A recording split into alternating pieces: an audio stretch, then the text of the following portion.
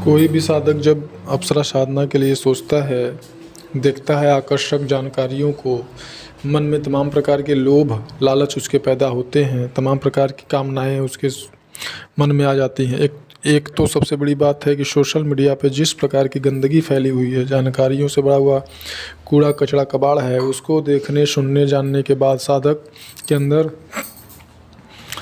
बहुत ही गलत विचार, गलत भावनाएं अप्सरा से संबंधित आने लगते हैं। संभोग क्रिया तक उनके मन में विचार चलने लगते हैं, क्योंकि सच्चाई बिल्कुल नहीं उनको समझ में आती है। उन्हें तो बस लगता है कि अब मैं सब कुछ पा सकता हूँ, अप्सरा की साधना करके सब कर लूँगा, और यहीं पे वो सबसे बड़ी गलती कर बैठते हैं। सबसे पहले जो उनके सामने समस्या आती है, आकर्षक लुभावनी जानकारियों को देख कर के वो उनके सामने समस्या आती है कि वो किसी भी हद तक जा कर के इस साधना को करना चाहते हैं।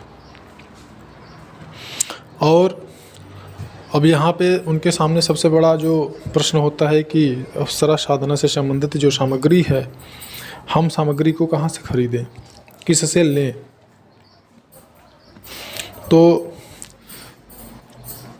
तमाम लोग जो है अपना दुकान खोले हुए हैं कि हमारे यहाँ सामग्री प्राप्त हो जाएगी, और लुभावने आकर्षक जानकारियों को देख करके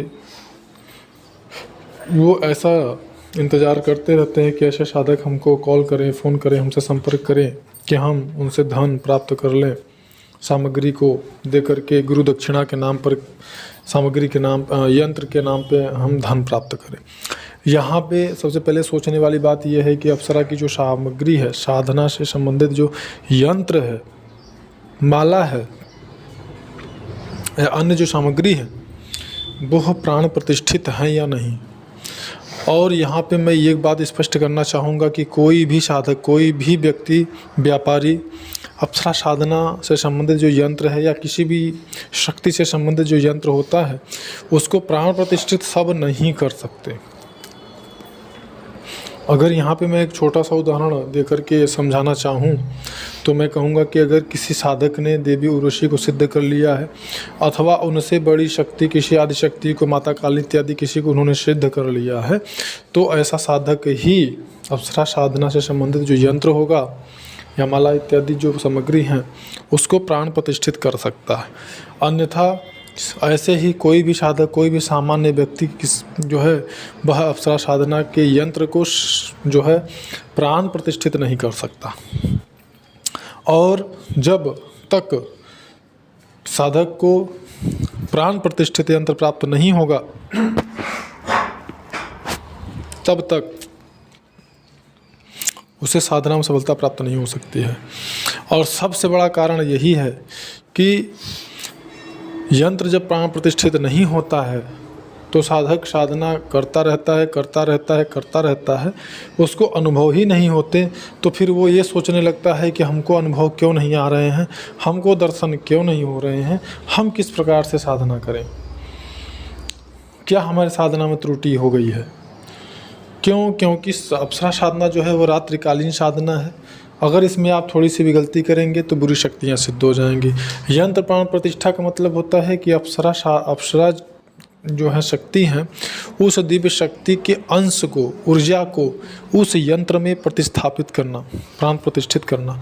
जब उस यंत्र में वो शक्ति का अंश प्रतिस्थापित हो जाता है तो अन्य दूसरी शक्ति के सिद्ध होने की संभावना ही नहीं रहती।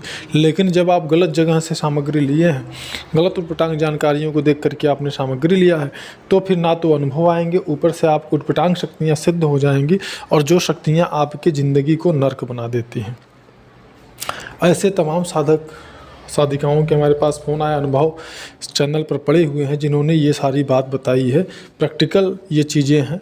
और यहाँ पर समझने वाली, सोचने वाली बात यह है, कोई भी व्यक्ति अगर तर्क करेगा, तर्क शक्ति उसके अंदर है, सोचने समझने की क्षमता है, तो ये ज़रूर सोचेगा और समझेगा कि अगर यंत्र जो है, यंत्र का मतलब होता है चैतन्य होना, और किसी भी यंत्र को चैतन्य करने का मतलब होता है कि वह यंत्र जिस शक्ति से संबंधित है उस शक्ति के अंश को उस यंत्र में प्रतिस्थापित होना। जिस प्रकार से किसी मंदिर के मूर्ति को प्राण प्रतिष्ठित किया जाता है, ठीक उसी प्रकार से साधना में उपयोग किए जाने वाले यंत्र को प्राण प्रतिष्ठित किया जाता है, और वह प्राण प्रतिष्ठा उस संबंधित शक्ति के अंश को उसमें स्थापित करके ही किया जा सकता है, और यह एक सिद्ध साधक ही कर सकता है।